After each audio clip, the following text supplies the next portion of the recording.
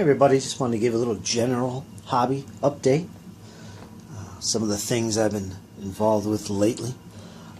One of the things that I was digging through yesterday, or the day before yesterday actually, I was looking for some tents because one of my projects is going to be put together an encampment for my Napoleonics, which are 10 mil. And I remembered that I had these 20 mil HO scale plastics. I think these were made by Atlantic.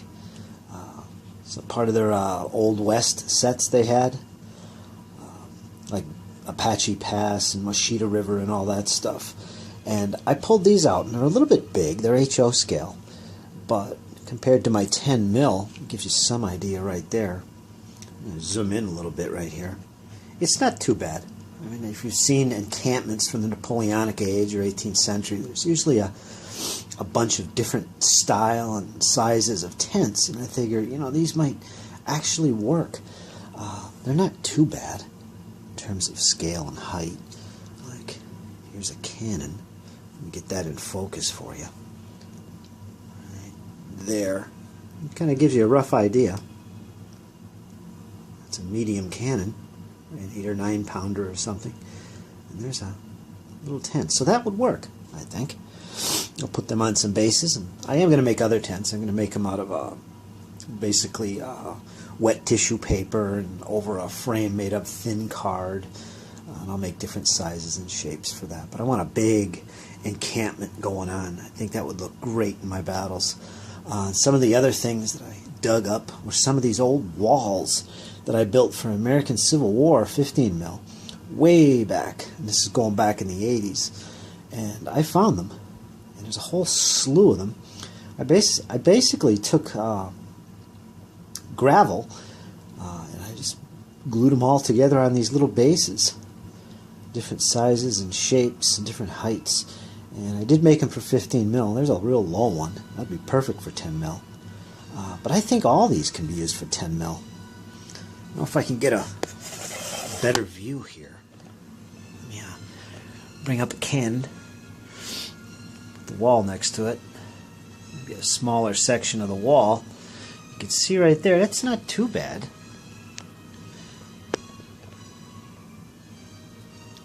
It's about as low as I can get. That's not too bad. That actually fits pretty perfect. I don't know how far I could zoom in here. There. So that gives you an idea. So I might rebase these, clean them up a bit, maybe highlight them, put a little green flock on them for moss and all that stuff, and throw them on the tabletop, give me some extra walls. So I got a whole slew of them. Also, for you American Civil War, or anyone interested in the battles in America, early America, I had these split rail fences that I made. And that's basically, I think they were matchsticks, and I just filed them down or something, made them real thin. Might as well be toothpicks or whatever. But they're pretty natural looking because I actually whittled them down. And I just glued them together. And that's a couple small sections. There's probably a third section, which I have here, which was under that. So you'd have something that looks something like that. But not bad. And I guess I stained them brown.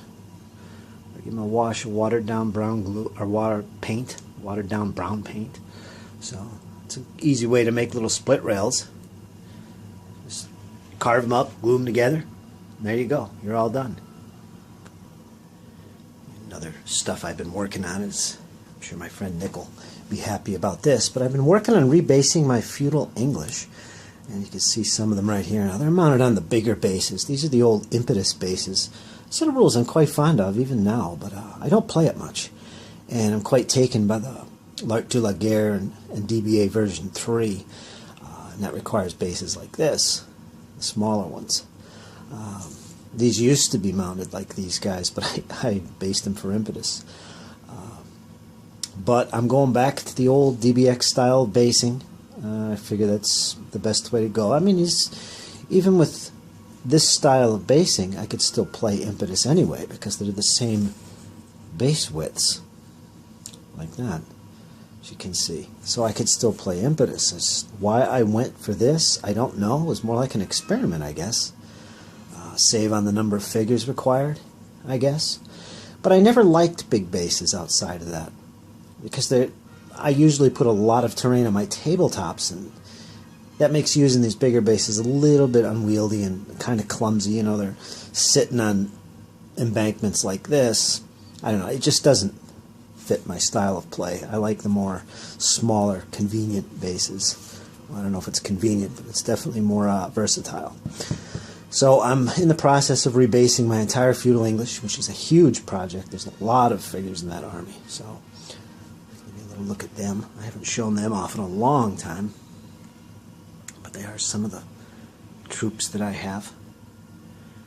Got some Welsh longbowmen there, some various knights, spearmen, all that other good stuff. So that's another thing I've been working on.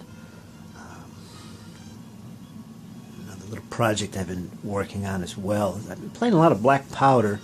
I just finished up a big battle. I had good fun. It was pretty brutal. Just a short little solo game. And now I'm back to General de Brigade again, and I've got another little confrontation going on here, much like last week. I got the Russians and the French coming at each other. A lot of musketry fire going on, as you can see. Got the little dice pods out showing casualties. French are taking some heavy casualties, as you can see.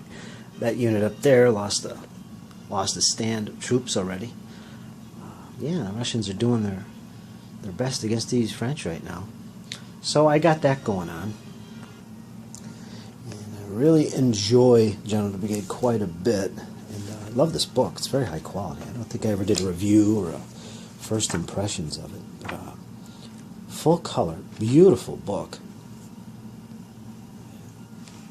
And if you like the black powder style of presentation and rules, this is along the same lines in terms of photographs and color and stuff and all that good stuff.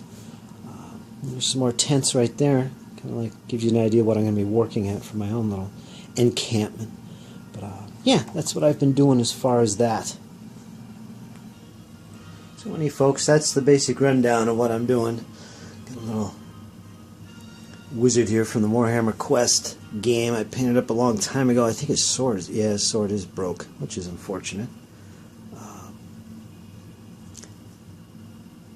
Pretty dark looking. I don't think I ever highlighted. I gave him a good wash, a black wash actually, if I remember.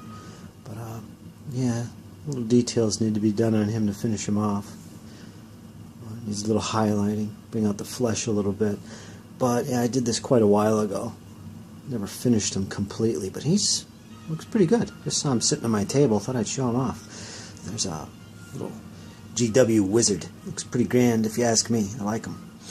But that's what I'm working on, folks, and I should be doing this in the next paint and chat session of the Tabletop Commanders. I think Wednesday, that's tomorrow, should be the next one. I guess Ian is going to be hosting that one. I'm probably going to be working on these.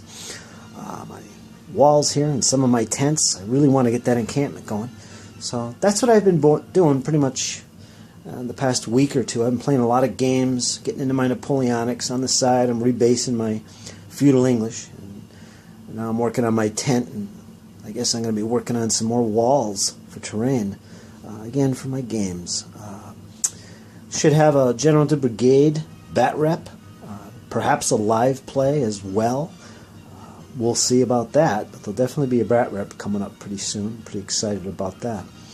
And yes, I'm still working on my Russian cuirassier and musketeer units. They're not finished yet, but they will be shortly. Okay, folks, just a little update for you guys, show you what I've been doing and some of the things I've been painting or planning or playing. That's what's going on, folks. I'll talk to you guys later. Take care.